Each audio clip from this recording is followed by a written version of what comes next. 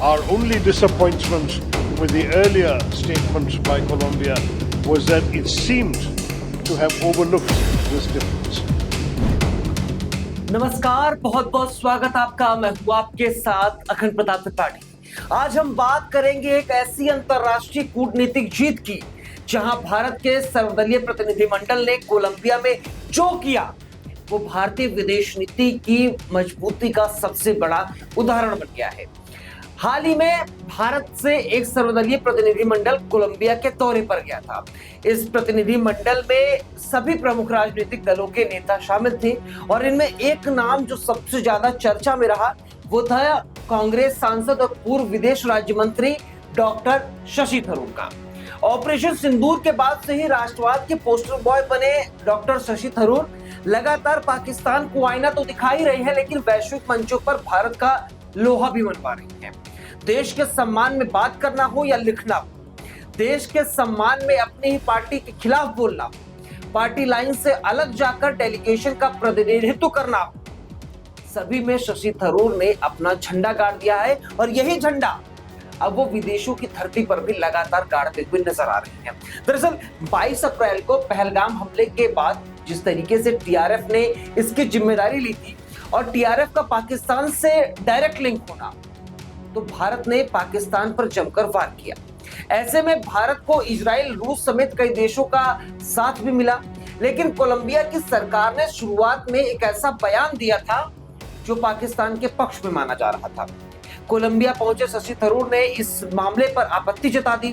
जब शशि थरूर ने इस पर कड़ी आपत्ति जताई तो कोलंबिया भी सकपका गया कि इस बात पर भारतीय डेलीगेशन हमें घेर रहा है और कोलंबिया भी शशि थरूर का इस वक्त पर मुरीद हो गया।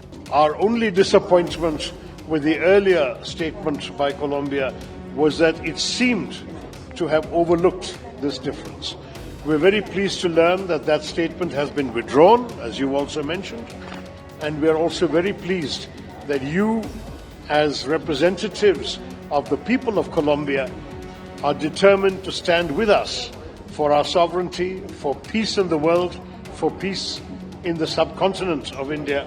शशि थरूर के नेतृत्व में यह सर्वदलीय प्रतिनिधिमंडल अमेरिका महाद्वीप की यात्रा पर है।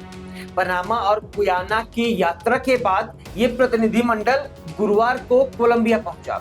इस यात्रा का मकसद वैश्विक मंचों पर भारत की आतंकवाद के खिलाफ स्पष्ट नीति को सबके सामने रखना है और भारत इस क्षेत्र में कामयाब भी लगातार होता हुआ भी नजर आ रहा है।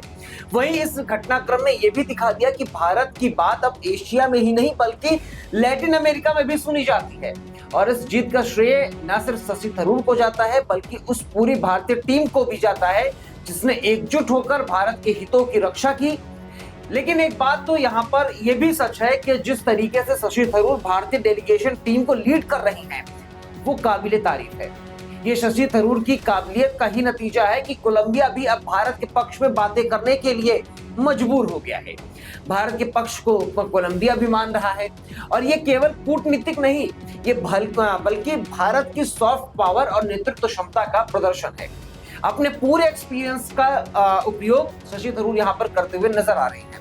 बहरहाल कोलंबिया पर भारत की कामयाबी आपको कैसी लगी, शशि थरूर की कूटनीतिक कामयाबी को आप कैसे देखते हैं, कमेंट बॉक्स में जरूर बताइएगा और ऐसी वीडियोस के लिए हमें सब्सक्राइब कीजिएगा और ये वीडियो अगर पसंद आई हो तो वीडियो को लाइक कीजिएगा और वीडियो शेयर करना बिल्कुल मत भूलिएगा।